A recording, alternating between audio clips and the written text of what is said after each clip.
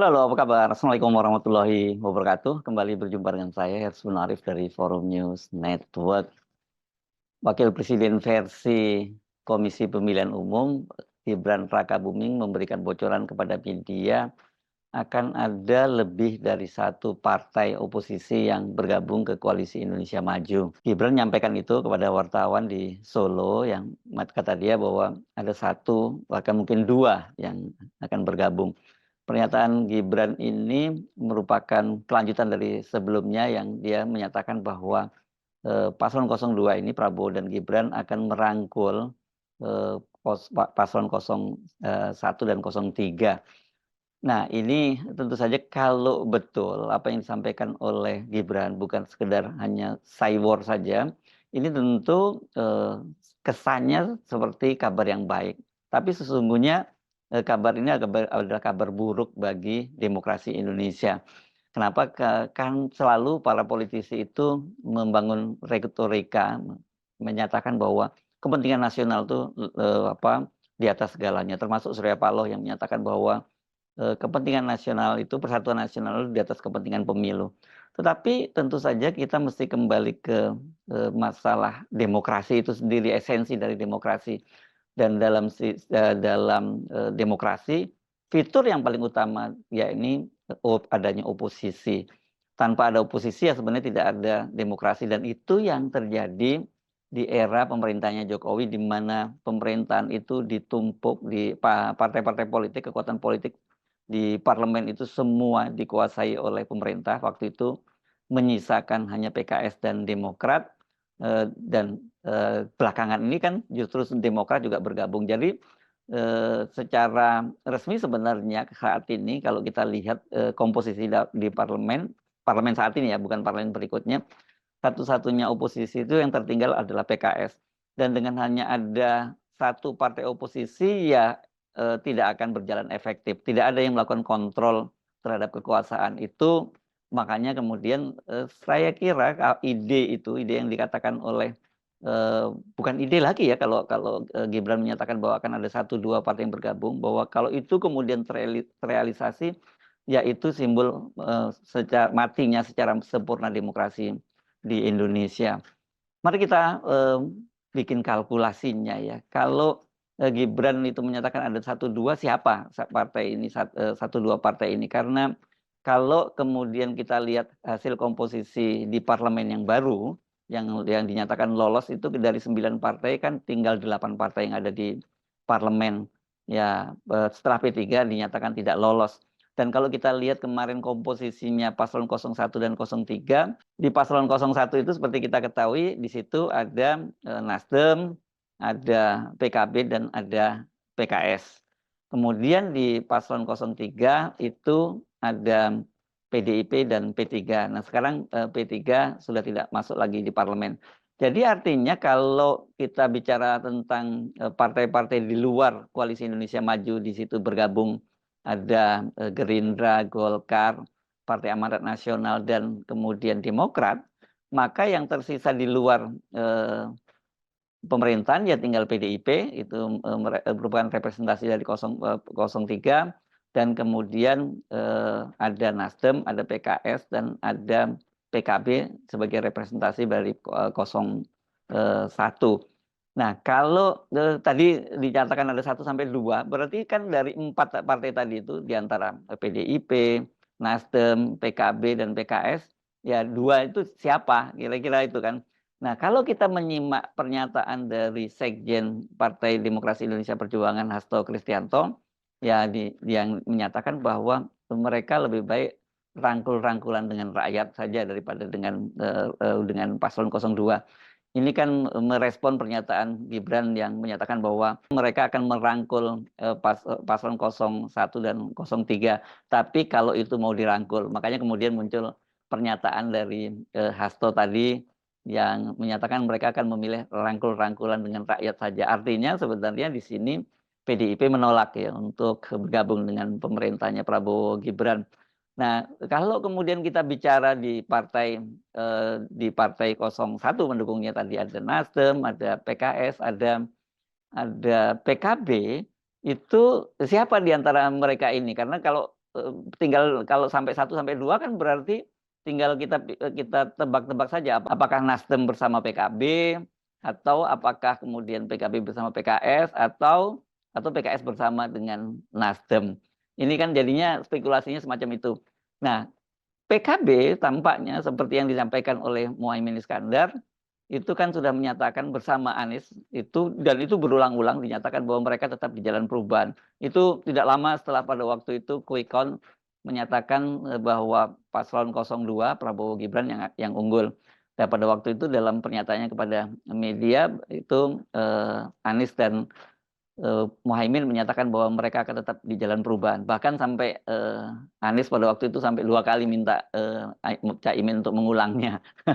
Dan 2 hari yang lalu, 2 malam yang lalu, ketika setelah KPU menetapkan hasil Pilpres dan Pemilu 2024 yang menyatakan bahwa pasangan Prabowo dan Gibran yang meraih suara terbanyak, sikap itu kembali disampaikan oleh Anies bersama dengan Muhaimin. Jadi artinya sebenarnya ya kita bisa mencoret PKB dari daftar itu. Jadi yang tinggal tersisa itu PKS dengan Nasdem. Bagaimana dengan PKS? Nah, sampai sejauh ini PKS sendiri juga sikapnya belum terlalu tegas, tapi soal hak angket mereka cukup tegas gitu. Tetapi dalam soal apakah mereka kemudian bergabung dengan atau tidak dengan pemerintahannya Prabowo Gibran, ini kelihatannya sampai sekarang belum ada pernyataan resmi. Kan ini harus dipisahkan ya antara hak angket dan kemudian bergabung dengan pemerintahnya Prabowo dan Gibran. Yang sinyalnya banyak mengundang spekulasi, bahkan sampai muncul kemarahan karena ini sampai bendera Nasdem pun sampai diturunkan di markasnya Koalisi 01 oleh salah satu relawan pendukung Anies, pendukung 01. Itu Nasdem memang yang paling banyak dicurigai, apalagi kan kemudian terkesan bahwa dalam soal hak angket Nasdem itu mulai kendor sikapnya, karena dalam jumpa persnya ketika bersamaan dengan pengumuman KPU itu kan Ketua Umum Partai Nasdem Surya Paloh menyatakan bahwa ya, persatuan nasional itu di atas kepentingan pemilu, dan dia menyatakan bahwa soal hak angket dia masih menunggu inisiatif dari PDIP, dan kemudian tapi dia menyatakan bahwa soal hak angket ini kan hak dari anggota DPR. Jadi ya dia mempersilahkan kalau anggota fraksi dari Nasdem akan mengajukan hak angket. Jadi sikap dari Surya Paloh ini dianggap tidak cukup tegas, makanya kemudian dicurigai bahwa kemungkinan yang akan membelot itu Nasdem.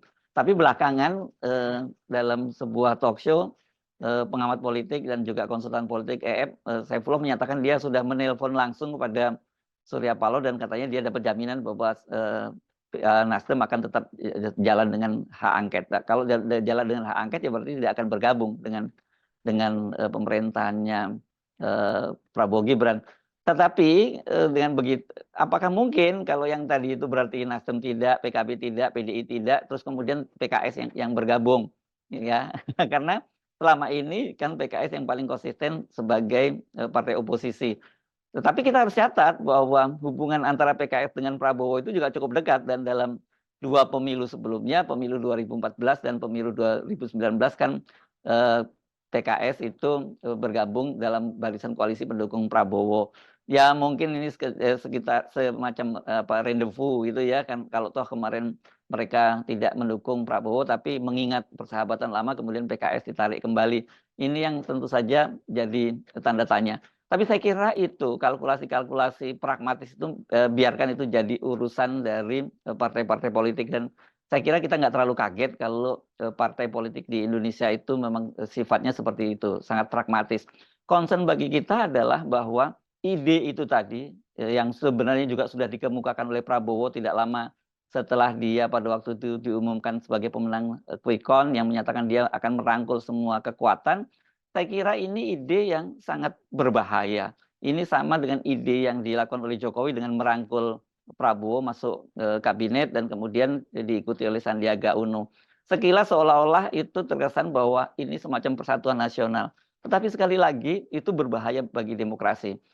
Ini kan bisa kita lihat sepanjang terutama pada periode kedua pemerintahnya Jokowi itu. banyak sekali lahir undang-undang yang betul-betul itu mengabaikan kepentingan rakyat dan lebih mementingkan kepentingan oligarki. Dan itu kenapa terjadi? Ya karena partai di parlemen itu semua dikuasai oleh pemerintah ya. Waktu itu yang tersisa hanya PKS dan Demokrat. Coba mulai undang-undang apa saja ya, mulai undang-undang Minerba, undang-undang Omnibus Law, undang-undang IKN, semua itu lolos disepakati oleh parlemen. Bahkan beberapa partai oposisi juga ketika dalam soal undang-undang mereka juga ikut mendukung juga. Jadi kalau itu kemudian diulang lagi oleh pemerintahannya nanti andai kata ini ya, saya mesti menyebutkan seperti ini karena banyak yang marah kalau saya menyebut bahwa presiden dan wakil presiden Gibran, dan sebenarnya Anda juga nggak salah kalau Anda marah kalau ada yang menyebut bahwa presidennya sekarang itu Prabowo dan Gibran, karena memang belum resmi seperti dikatakan oleh Ketua KPU Hasyim Asyari sendiri bahwa itu adalah penetapan hasil Pilpres oleh KPU dan masih ada 2 tahapan, yakni pertama tahapannya di Mahkamah Konstitusi ya. Jadi kalau kemudian nanti Mahkamah Konstitusi menyatakan bahwa mereka memenangkan sengketa, nah itu barulah kemudian KPU akan menetapkan Prabowo dan Gibran itu sebagai presiden dan wakil presiden yang terpilih atau elected presiden. Karena kenapa disebut elected presiden? Karena mereka kan masih akan dilantik nanti pada tanggal 20 Oktober. Jadi sampai sekarang artinya yang paling tepat untuk menyebut mereka itu ya presiden dan wakil presiden, bukan presiden dan wakil presiden, eh, calon presiden dan calon wakil presiden yang dinyatakan memperoleh suara terbanyak oleh KPU. Kira-kira itu bahasanya sulit ya, agak panjang. Tetapi itulah kembali lagi ke topik tadi ya soal demokrasi itu. Bayangkan kalau kemudian praktek-praktek yang terjadi seperti eranya Jokowi itu terulang kembali nanti di pemerintahannya, andai kata sekali lagi ini ya, andai kata kemudian nanti Prabowo dan Gibran yang memerintah, ya kita bisa bayangkan bagaimana nasib rakyat ini. Dalam kasus Omnibus Law itu sekarang tuh dampaknya itu sangat luar biasa. Yang terbaru misalnya ya, itu kita mendengar betapa sangat mengagetkan itu bank tanah di otorita IKN itu mereka meminta agar ada sekitar berapa tadi 30 warga harus meninggalkan lahannya di sana di IKN karena itu adalah masuk kawasan bank tanah. Ini kan nggak masuk akal ya, bank tanah kapan dibentuknya dan kemudian kapan warga ada tinggal di situ. Banyak sekali mereka ini yang sudah puluhan tahun tinggal di kawasan itu dan secara hukum agraria mereka harusnya yang diutamakan untuk mendapatkan hak secara resmi. Tapi tiba-tiba bank tanah yang dibentuk belakangan itu dengan mudahnya bisa mengusir mereka. Sama dengan sebelumnya juga otorita IKN yang juga mengusir 200 warga di Pemaluan. Dan dua-duanya ini adalah produk dari pemerintahan Jokowi di era yang di era yang kedua, di masa jabatan yang kedua. Undang-undang IKN, bahkan revisi IKN juga lahir pada periode kedua pemerintahnya Jokowi. Omnibus Law juga lahir pada pemerintahnya Jokowi. Jadi ini yang saya kira mesti disadari oleh kalangan politisi juga dan kalangan juga masyarakat bahwa seolah-olah ide merangkul oposisi itu sebagai sebuah ide mulia, tapi sebenarnya itu ide yang sangat berbahaya, yang itu bisa membuat demokrasi kita bisa mati. Ini mati surinya bisa lebih panjang lagi. Kalau kemarin demokrasi kita mati suri sepanjang 9 tahun pemerintahnya Jokowi, maka setidaknya ini akan bertambah lagi sampai 5 tahun mati surinya pada pemerintahannya Prabowo Gibran. Dan itu mungkin berlanjut lagi sampai puluhan tahun yang akan datang, apalagi kalau kemudian ide yang diinginkan oleh PSI misalnya ada semacam Pak Jokowi menjadi koalisi, jadi pemimpin koalisi dari partai-partai mendukung Prabowo Gibran, dan kemudian itu kan ada juga gagasan agar menjadikan semacam koalisi semi permanen ala Barisan Nasional di Malaysia, maka itu bisa akan sangat panjang ya. Dan kita akan memasuki era musim dingin yang sangat panjang demokrasi kita di kita ini, dan artinya ini demokrasi kita akan membeku. Jadi saya kira gagasan dari koalisi 02 atau nanti Prabowo dan Gibran untuk merangkul partai-partai koalisi ini harus dikritisi dan tidak boleh dibiarkan itu terjadi. Tetapi sayangnya ya banyak sekali partai-partai kita itu yang memang nggak kuat untuk berada di kubu oposisi. Karena buat mereka sebenarnya ya tujuan dari membentuk partai politik itu berada di kekuasaan. Tapi kalau kemudian berada di kekuasaan tetapi itu hanya untuk kepentingan oligarki dan kemudian merugikan rakyat, ya tentu saja saya kira bukan itu tujuan dari sebuah partai politik didirikan. Sekali lagi, soal ini jangan dianggap sepele, jangan dianggap justru malah kemudian nanti akan ada para pengamat atau bahkan lembaga-lembaga survei yang membuat survei bahwa oh mayoritas masyarakat setuju. Itu adalah semacam justifikasi yang menyesatkan.